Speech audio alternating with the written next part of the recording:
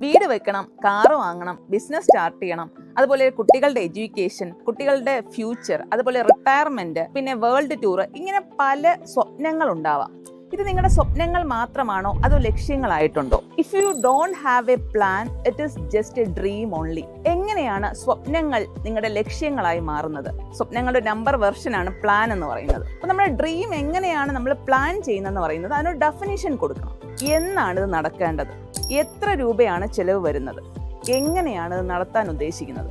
അതുപോലെ തന്നെ ഒരു പ്ലാൻ എന്ന് പറയുന്നത് അത് സ്മാർട്ട് ആയിരിക്കണം. എങ്ങനെയാണ് സ്മാർട്ട് ആകുന്നത്?